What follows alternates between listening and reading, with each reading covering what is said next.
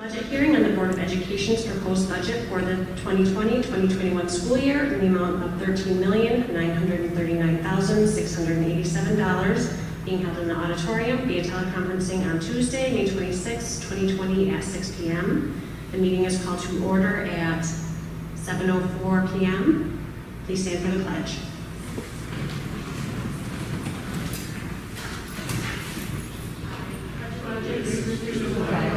Of the United States of America, and to the republic for which it stands, one nation, under God, indivisible, with liberty and justice for all.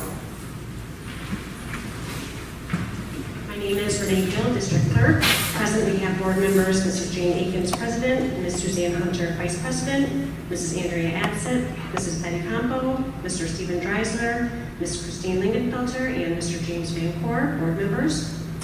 We have our superintendent, Mr. Christopher Clapper, and the school district business leader, Brian Kirchhoff.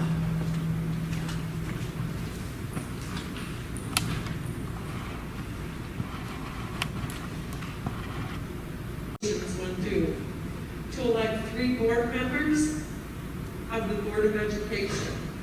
The seats are currently held by Betty Campo, Christine Lingenfelter, and James Van Coor. They are 3-year terms commencing July 1st, 2020 and expiring June 30th, 2023. Notice is also given that candidates for the office of the member of Board of Education should be declared no later than 5 p.m. on May 11, 2020. Notice also given that military votes who are qualified voters of the school district may apply for military ballot by requesting an application from the district clerk at 315-482-9971 or rgill@acsghost.org. For a military voter to be issued a military ballot, the district clerk must have received a valid ballot application no later than 5 p.m. on May 15th, 2020. In a request for military ballot, the military voter may indicate their preference of reviewing the application. A qualified voter is one who is 1, a citizen of the United States of America, 2, 18 years of age or older, and 3, a resident within the school district for a period of 30 days preceding the annual vote or election. The school district may require all persons offering to vote on the ballot and election to provide proof of residency pursuant to Education Law 2018-C. The district may also require persons offering to vote to provide their signature, printed name, and address. Renee Gill, School District Clerk. To be published in the Watertown Times and the Thousand Islands Sun, May 11, 2020 and May 29, 2020.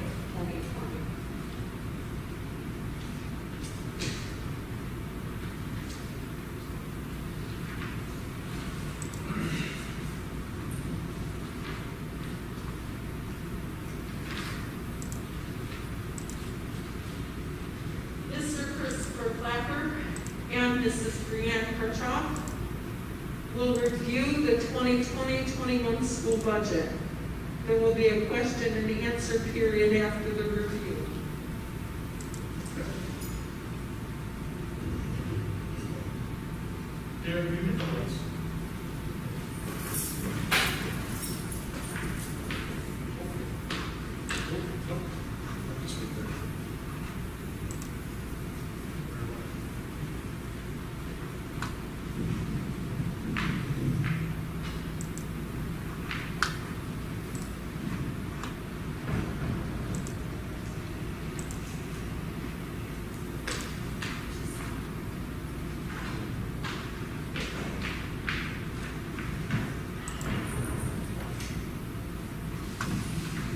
We're going to begin the 2020-2021 budget presentation with some before and after pictures. This is what we had promised you last year that we would do this year. Starting off with the doors over by the custodians area.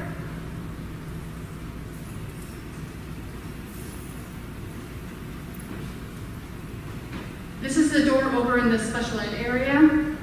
That was the entryway. That was one of the doors that were replaced. We are working on replacing the storage shed. We have the new pad down, and the storage building itself will be put up this summer. And the old shed room. And the old shed removed, yes. The rooftop univent was replaced. Katie Taylor's choir room, we had the carpet replaced. The DLR room and Todd Marshall's room also had new carpeting put down. Some repointing on the side of the building. Again, this is over at the custodians area. It has been fixed. And the walkway. We did some paving last year. This is the back end of the building. And the walkway down by the porta potties heading down to the athletic field. Excuse me, Leanne? Just got a text saying that people can't get into the line. There was a technical issue. It's been fixed. It should be up and running right now. Okay, thank you.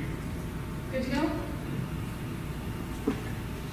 The front steps of the building, as you see on the left, last year we showed you that they were deteriorating, so we could fix all that. In fact, they had been, they were undermined and they were bordering on unsafe, so the water penetration was fixed on the top end, and then the damage was fixed at the bottom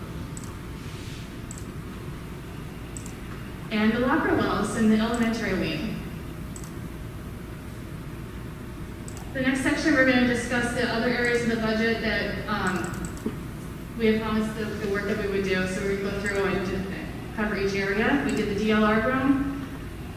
We remodeled the DLR room to model what Boe Bh does for their distance learning room. In fact, we have, there's a second DL wing that was put up in Mike Aquiano's room. The reason for that is that we intend to offer, we do offer our SLIPA courses, our GCC courses, and some other courses to other districts through those. So we don't just receive content, we've begun distributing content from our faculty. Again, the new doors, our capital outlay project this year was replacing several doors around the building. I showed you a couple, and here's a couple of other ones. And we will continue replacing some doors in next year's capital outlay. I believe we had a couple in this one and some more next year. The TV studio was new this past year. The students, every afternoon, they would record the next morning's announcements that would play on the TV screen as you walk in the main doors. Honors Lounge. The Honors Lounge was a way to reward students who had met some goals, both in attendance and in academics. The Honor Lounge, of course, you can see there were hockey tables, there were some video games. This was, students were able to access the Honors Lounge during study hall support during lunch, and it's something we intend to continue next year with the high school principal. Repainting of stairs, we started that this year. As you can see, they were gray and we painted them brown. We do plan on finishing that up in the next school year. This year we purchased our tractor / lawnmower / snowplow.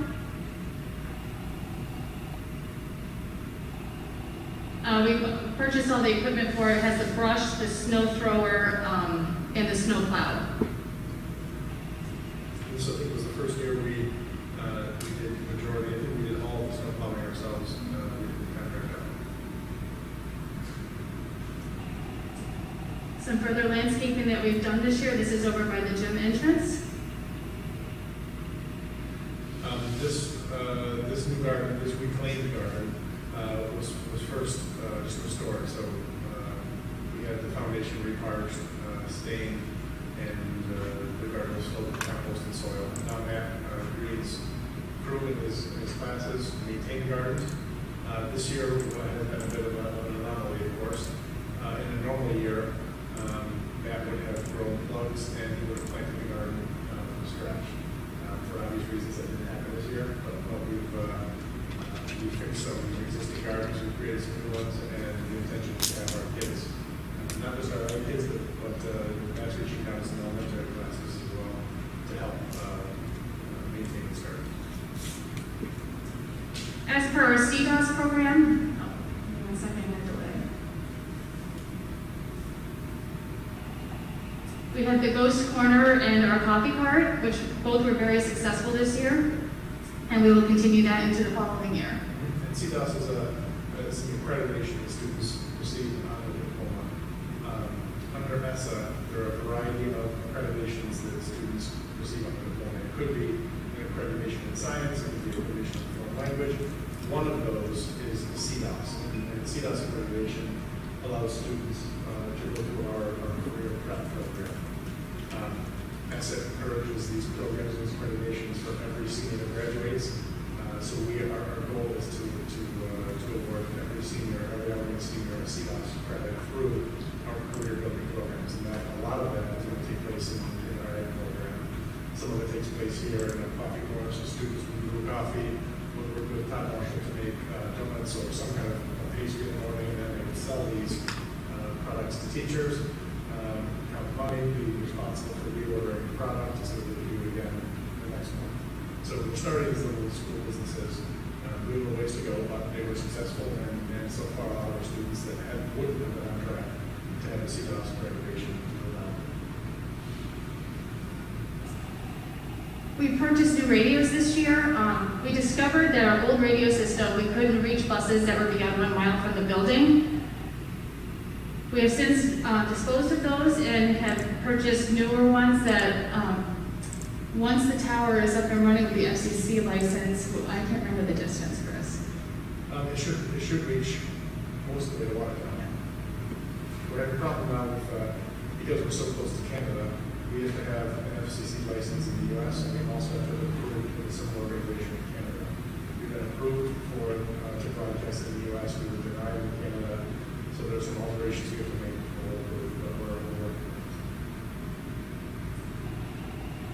Furniture upgrades, we replaced some desks upstairs in a couple of the classrooms.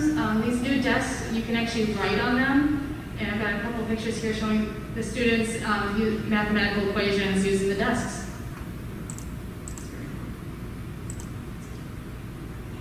And we have a shout out to Makerspace.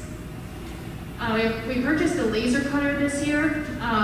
Makerspace worked with grade 7 students at Christmas time. They made some ornaments and sold them as a fundraiser. And one of our very talented students created the sign using that same machine. And the new copiers. We are going through a copier replacement. In looking at the copiers we had on campus, we had, I think, too many. They were costly, they were older machines, so between repairs and just keeping up with taking paper, they certainly were very costly. I think over 2 years we've gone down 3 copiers. So this is, we didn't buy them outright like our last copier, we were using these through BOCE, so we have stayed on them. And so with new copiers, we're still saving money over the cost of the old copiers. Those have all been delivered, they have not yet been hooked to the network. But once they are hooked up, each teacher can use their current ID that they use to swipe into the building, to swipe with the copier. The nice thing for teachers is that if you hit print on your computer, typically you print to a static computer or a static printer somewhere.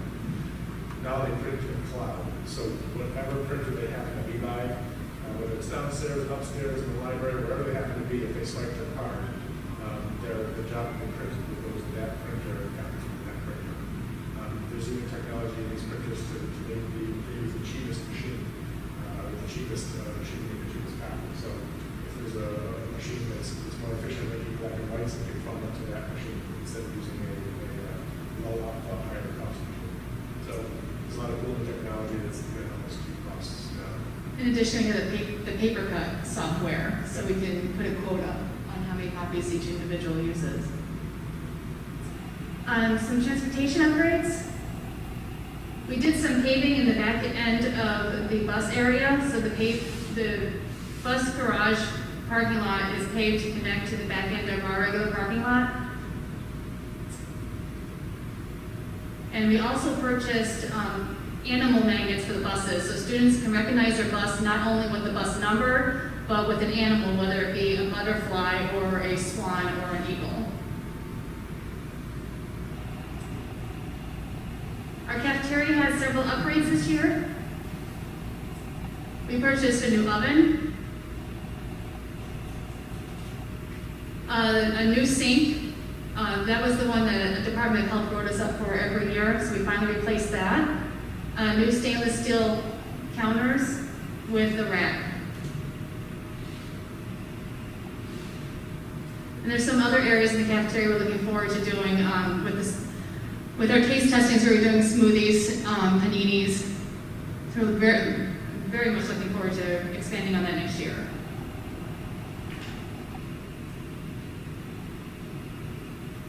And some other areas, inspirational messages throughout the building. We replaced some old security cameras and actually added an additional 30 throughout the campus, between here and the bus garage, inside and outside. While the building was being repointed last summer, they realized the chimney needed it as well, so we repaired that. Another shot that goes corner. And there's the other side of the front steps.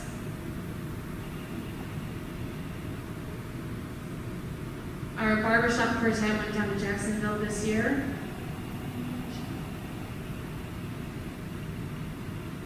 Remember our bus route beauties?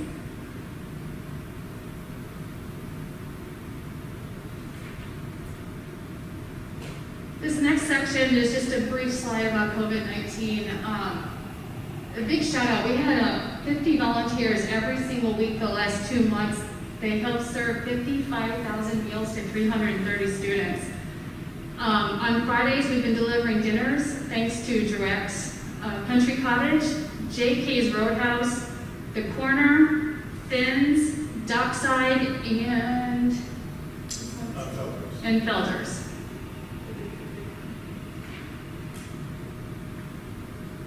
Everybody did a fantastic job, and with all this handed to us at the last minute, I think we did pretty well.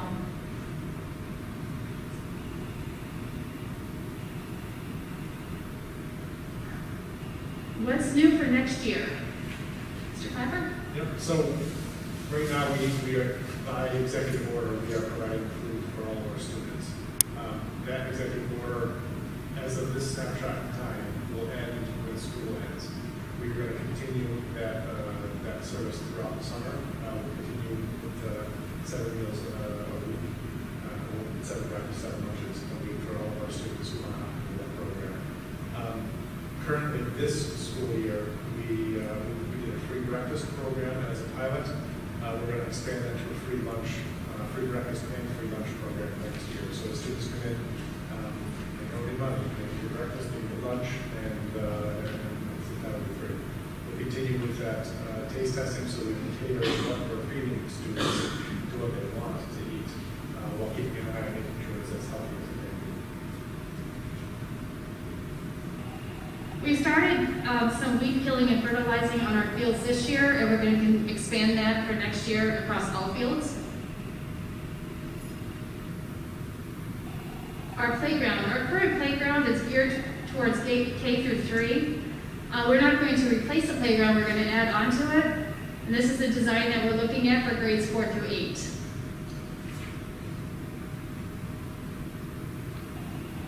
We're going to add a fitness and cardio center in the small gym. This is the design that we're looking at for the new gym.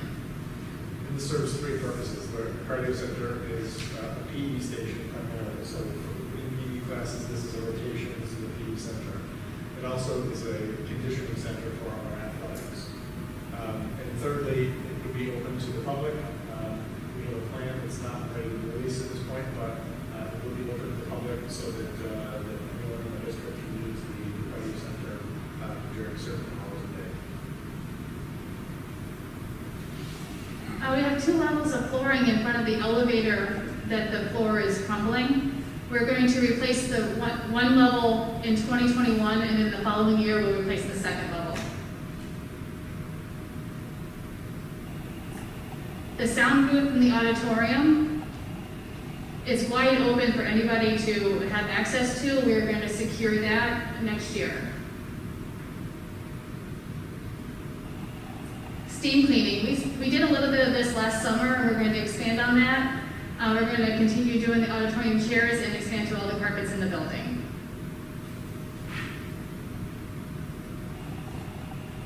The locker wells will be refurbished.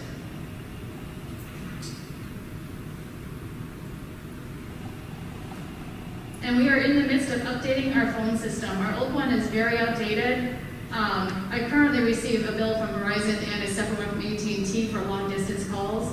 Our new system will do away with all that. It's called Voice over IP. This system is going to be paid with Smart Schools money, so it is no cost to our taxpayers. Currently, we pay about $24,000 a year for telephone services. With the new VoIP system, it's a flat fee, and it'd be about $5,000 a year. So it'll pay for itself over the course of 4 years.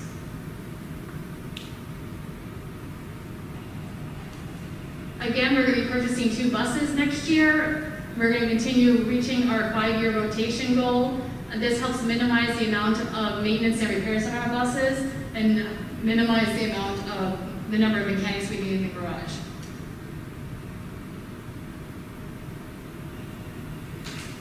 We are going to pave the front bus loop.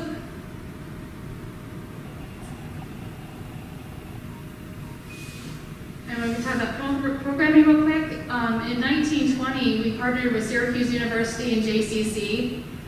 With Syracuse, we had SUPA Sports Management and SUPA Public Affairs. JCC, we had ceramics, French level 4 and 5, pre-calculus, and English. We're going to continue those same courses for 2021, but we're going to expand on that. With Syracuse, we're going to add economics and statistics. JCC, we're going to add business management. In-house, we're going to offer driver's education and a farm-to-table program. And to expand a little bit on the farm-to-table, we're going to rely on the FFA agricultural program. This year, we used them quite a bit they provide a lot of the vegetables on the salad bar. And just to brag a little bit more, joining them with Home and Careers, we're going to have an apiary set up. And again, part of the CDOS program, making honey. Did you want to expand on that anymore, please? No. We're going to work on the dugouts this summer. Matt Chase is going to remove the chain link fence and repaint the front part of the dugout. We had removed some tin on the back side of these dugouts. Initially, we were just going to try to paint them and just move them up. But as I was chatting with Matt, it made sense to sort of mirror what we have for dugouts on a softball field, and that is a more open air dugout that's protected not by sheet metal but by mesh wire. So Darren's guys took the sheet metal off the back. We're going to purchase the wire to put up ourselves, and it will still have that head wall with some metal attached to it, but the rest of it will be open air and fenced in. Matt will still paint everything that's there exposed so that it weathers well and matches the dugout, the backstop, which is between it and the bucket.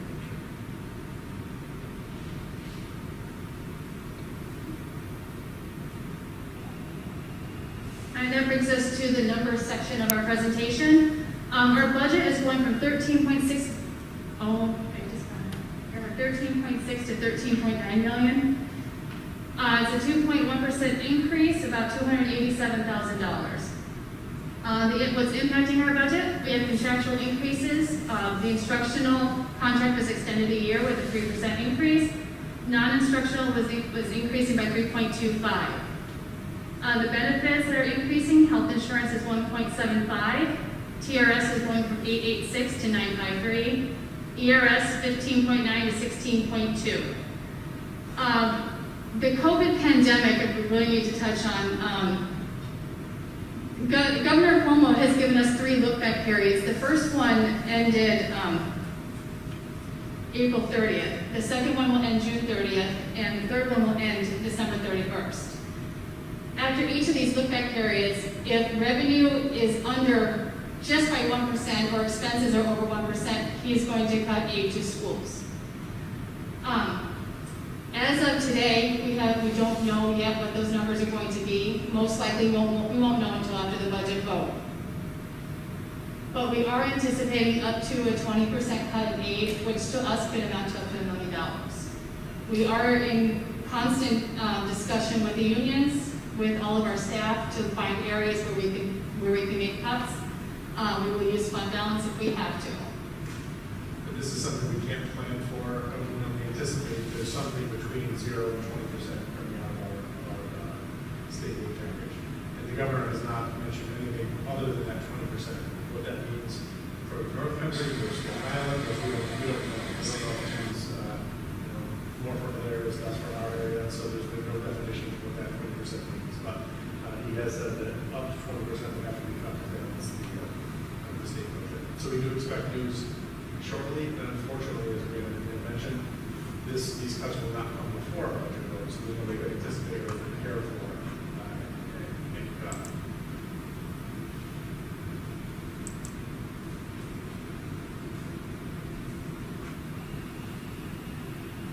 Our 3-part budget, administrative, is increasing by $52,000, which equates to 3.48%. Program increasing $96,000, just shy of 1%, and capital is increasing $137,000, which equates to 5.8%. And we'll take a look at each individual section. The administrative section, the increases are related to a $25,000 data services that we are purchasing through the MORIC. That was previously provided by an admin member. This is also related to new laws from New York State, specifically Ed Law 2B and the management of data. So this is the services other districts are providing to help manage that. I had $50,000 increase in health insurance in the administrative section. I had 2 people that did not have coverage previously, that will have it going forward. And I had $36,000 in teacher training that has been moved over to the program section of the budget, which is next. The biggest savings in the program is we have 2 high-cost kids that are aging out this year. That equates to about $150,000 in savings. The other increases in this section, we have $30,000 earmarked for teacher training, $85,000 for summer school and driver's ed, a resource officer, $45,000, and again, the $25,000 earmarked for the fitness center. And the capital section, this is where the playground, the flooring, landscaping, everything that I presented to you, this is where that falls under. The buses that we purchased this year, the first payment is due in the following fiscal year.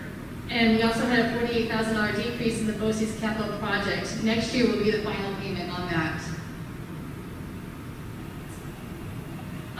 Brief recap of our tax cap and our tax proposal. Our tax cap is 1.61%, which is about $121,000.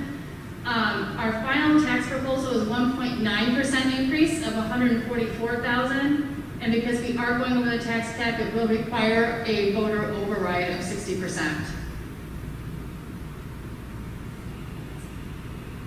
The tax rate effect, a $100,000 home at a 1.9% tax increase is approximately $23.23.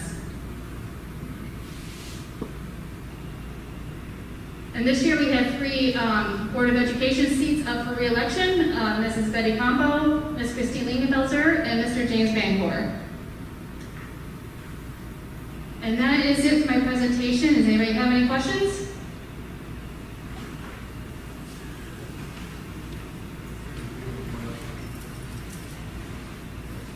No email questions from this slide. All right, thank you.